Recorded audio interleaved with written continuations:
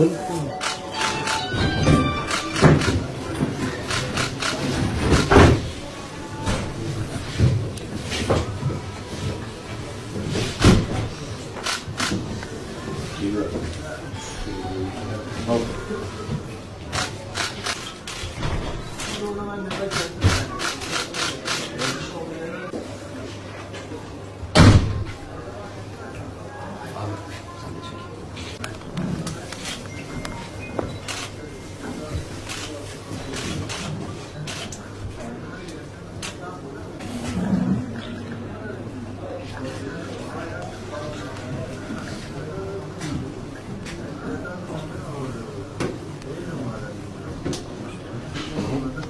ठीक है, जो भी शुरू कर सकते हैं बता देते। पाकिस्तान से यहाँ आने का सफर बताना है मुख्तसर सा, ठीक है। मेरा नाम ये है, मैं यहाँ पैदा हुआ, वहाँ पे anlatıyorum nasıl konuşacağım। क्या क्या कहा आप लोगों को? मुझे ये कहा कि ये जो उनसे मुसलमान है ना, जैसे न्यूजीलैंड में तो मरे थे ना, हम ऐसे ही तुम्हें भी मारेंगे। तो फिर जॉनसन उन्होंने कहा कि ये जॉनसन इधर तुम क्यों आते हो, तुम्हें पता है कि ये हम जॉनसन इधर नहीं किसी को भी आने देते, तुम ऐसे क्यों आ रहे हो। तो हमने कहा कि हम वीजा की तलाश में आ रहे हैं, हम इसलिए आए हैं, और क्या लेने आना है। Tamam. Ben Pakistanlıyım. Adım işte Süfyan. Pakistan'dan İran'dan daha sonra Yunanistan'a geçtim. Türkiye'ye geldim. Türkiye'den Yunanistan'a geçtim. Yunanistan'a geçtikten sonra beni polis yakaladı. Siz buraya niye geliyorsunuz? Siz Müslümansınız.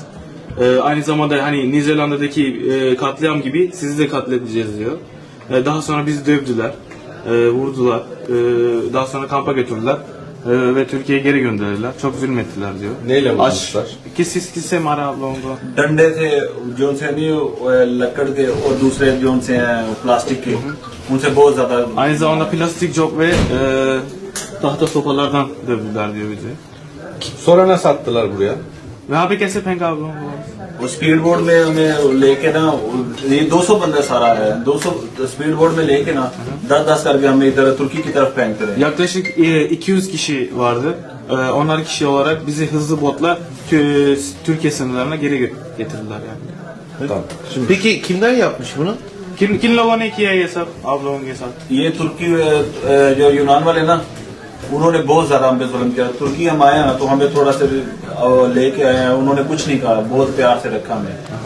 Yunanlılar yapmış, Yunan yetkililer yapmış. Türkiye'ye geldikten sonra bize çok iyi davrandılar, bize çok yardımcı oldular, bize her şey verdiler diyor. Yaklaşık 9 kişilerdi bunlar. Kisler और भी थोड़ी और उन्होंने वो जो उनसे 10 बंदे थे, जब वो लेके आए ना, उन्होंने बूट भी ले लिए। बूट यहाँ पे मैंने मुझे दिए हैं लोगों ने। ये üstümdeki kıyafetleri ve ayakkabılarımı vesaire hepsini almışlar. Türkiye'ye attıktan sonra bazı kişiler bana yardım ettiler. खाने के पीने का सामान, छोटा सा मोबाइल था, पैसे थे, वो सब कुछ। Benim telefonum, paramı geri aldılar. Hiçbir şey vermediler, geri gönderdiler.